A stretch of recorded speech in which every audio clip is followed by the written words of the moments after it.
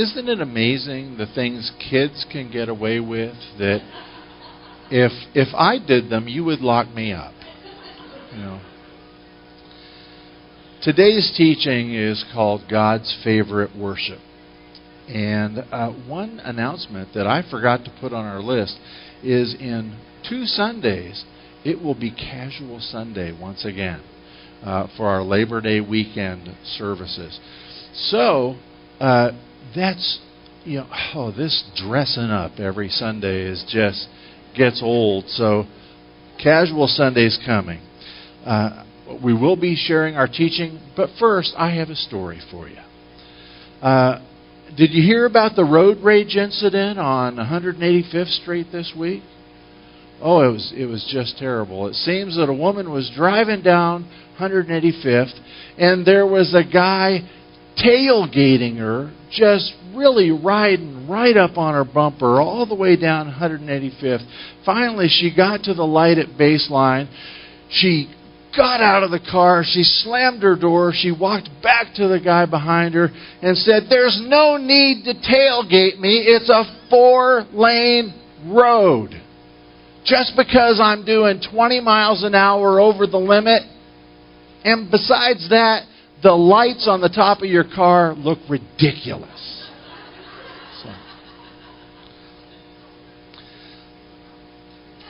So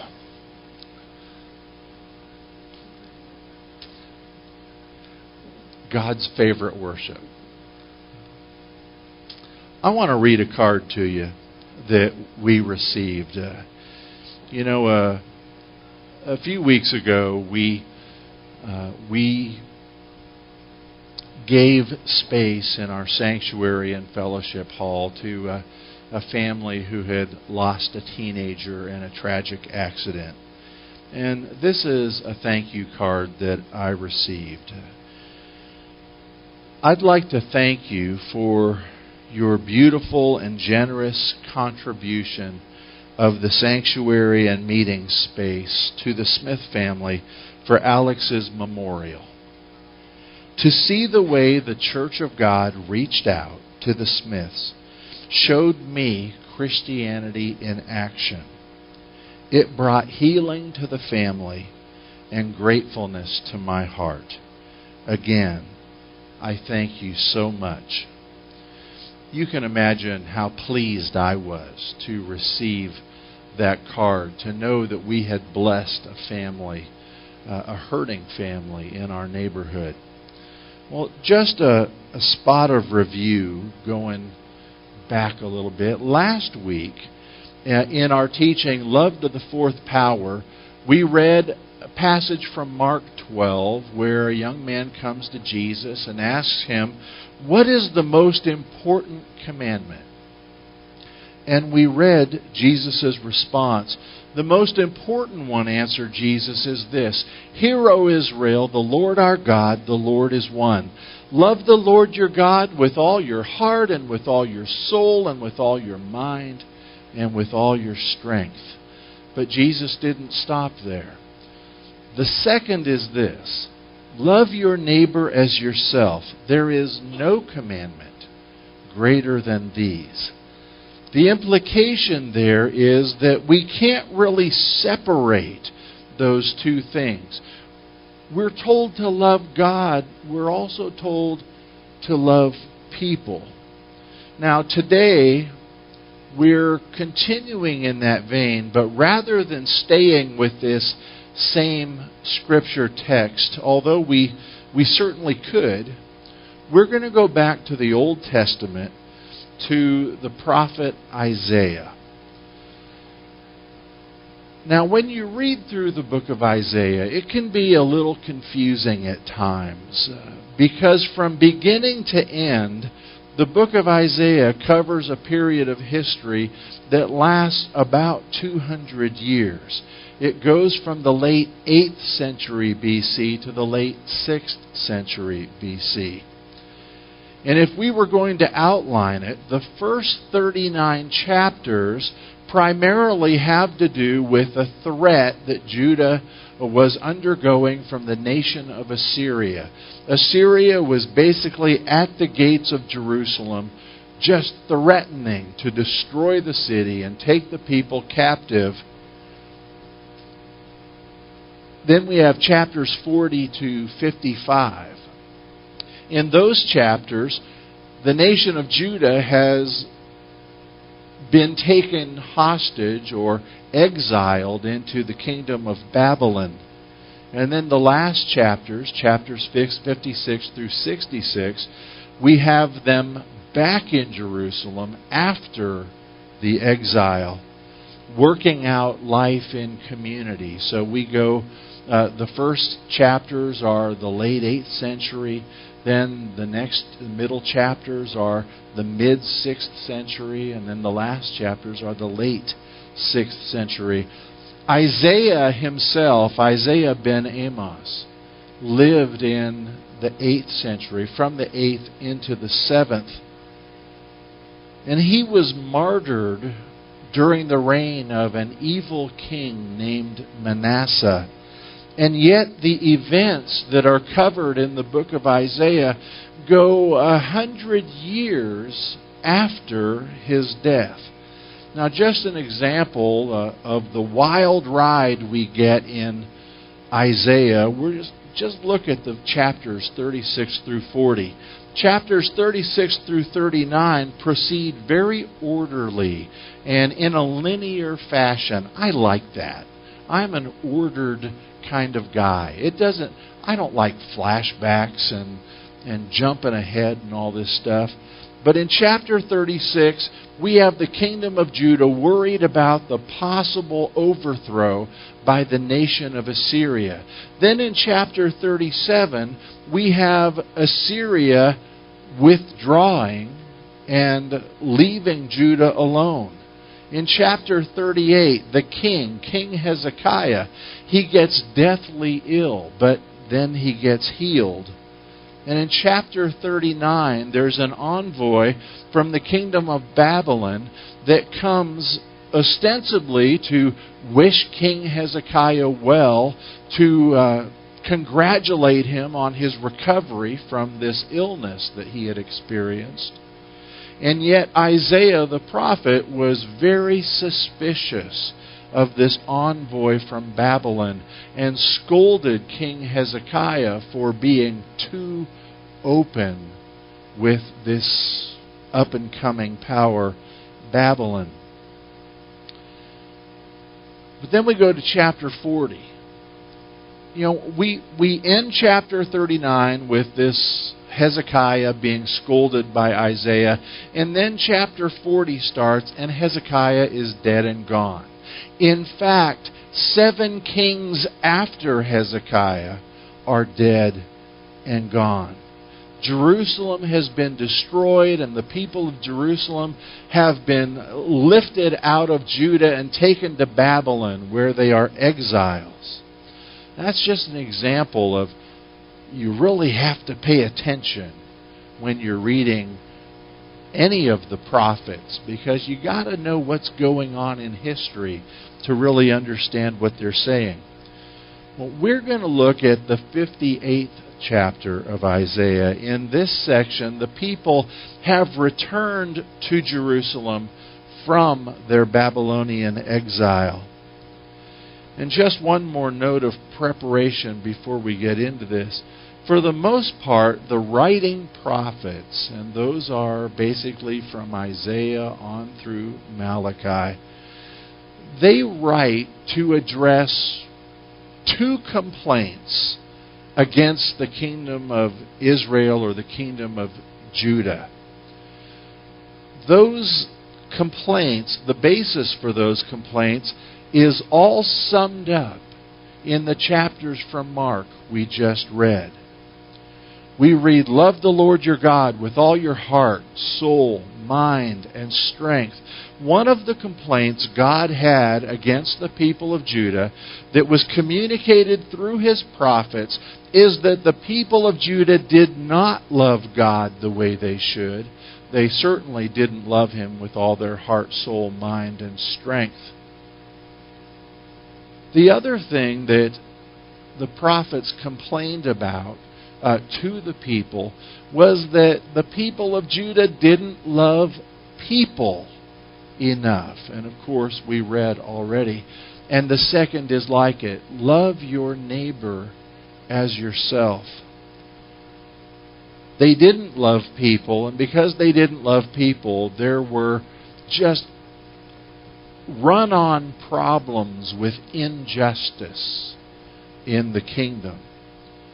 So we're talking about problems with loving God or their worship, and we're talking about problems with loving people or the practice of injustice, especially toward the weak and the poor. So let's see where chapter 58 of Isaiah comes down on these issues, starting in the first verse.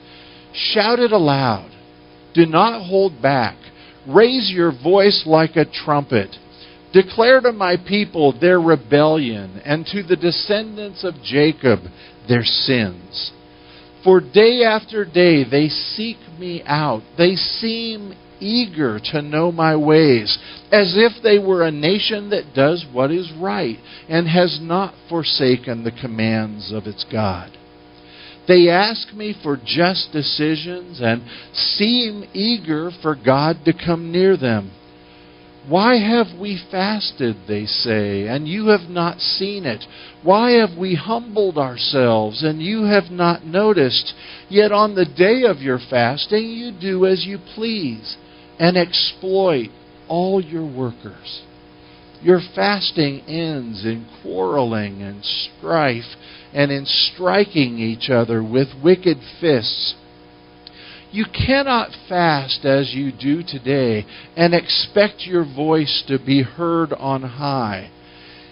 Is this the kind of fast I have chosen? Only a day for people to humble themselves? Is it only for bowing one's head like a reed and for lying in sackcloth and ashes?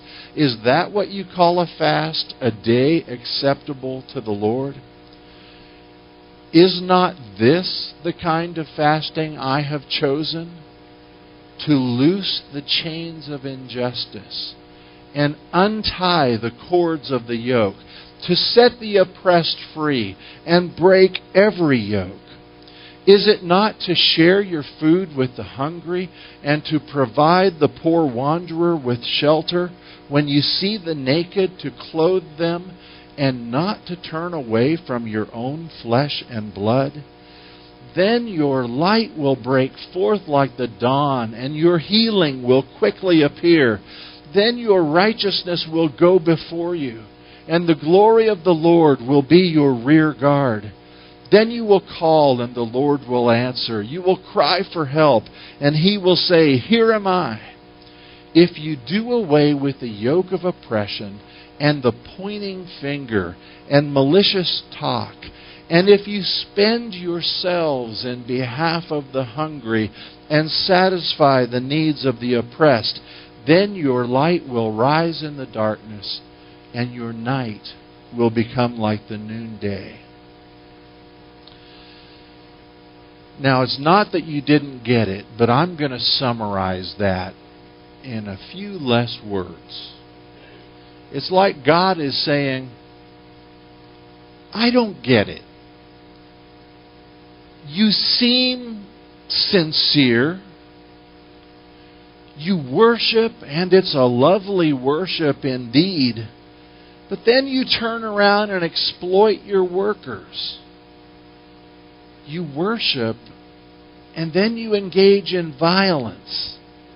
Do you think this is the kind of worship I want? Saying right words and singing the right songs and doing the right things on Sunday, and then come Monday and there's no change in you. You're the same people that you were on Friday. Now, this next part is a stretch, but I can hear God saying, what have you been smoking? I'm using my imagination here. Then God says, no, here's what I want. Number one, loose the chains of injustice. Whether we're talking minimum wage or Ferguson, Missouri, or children held in detention centers along our southern border, no matter where you fall in the political spectrum, you've got to admit that there is plenty of injustice to go around. Not only around the world, but right here at home in our own country. And you might be thinking, wait a minute, Pastor Tim, what am I, one person, what am I supposed to do about those things? Those are too big for me to make a difference. Well, maybe they are. But could you defend someone who's a victim of bullying? Could you sign up to be an emergency placement foster parent with DHS? One of the worst things that we in the church do is sometimes we use our faith and our religious beliefs as an excuse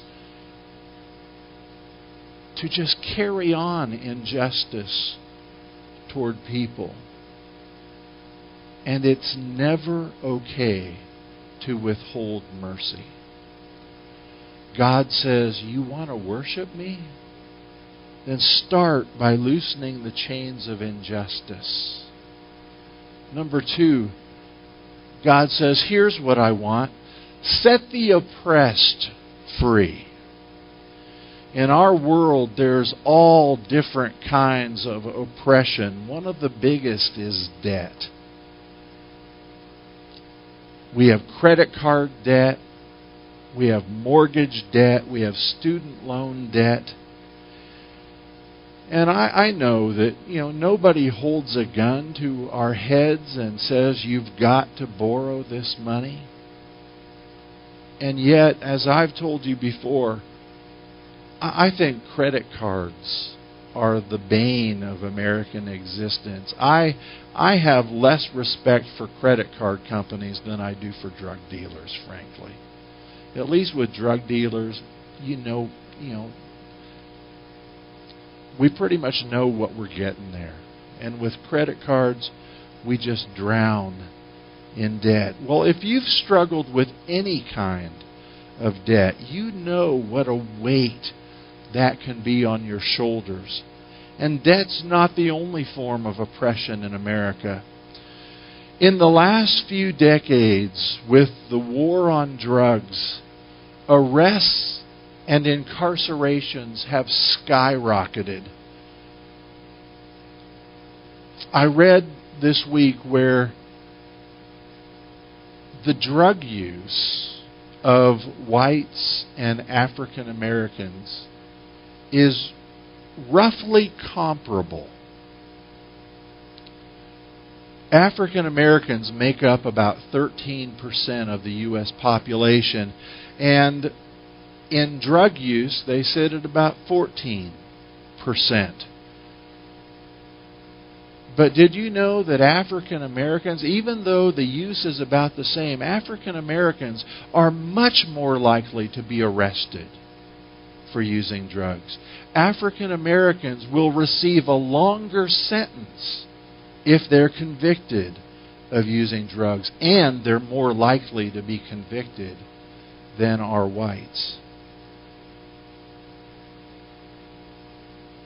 Among our children, African American boys are 5 times more likely to go to jail than are whites. Latinos are 3 times more likely to go to jail than are whites. In a University of Wisconsin study, it showed that white men who have a criminal record are more likely to find a job than black men who do not have a criminal record.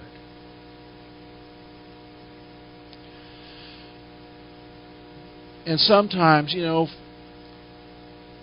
for white people in the 21st century, it's real easy to say, racism, we fixed that. That's a thing of the past. But racism isn't just when someone makes an insensitive remark about someone from another culture or another ethnic group. Systemic racism is voted on, enacted with policies, and used to disenfranchise.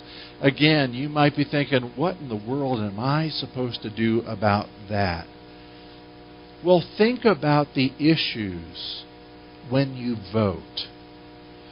Go a little deeper than Republican or Democrat.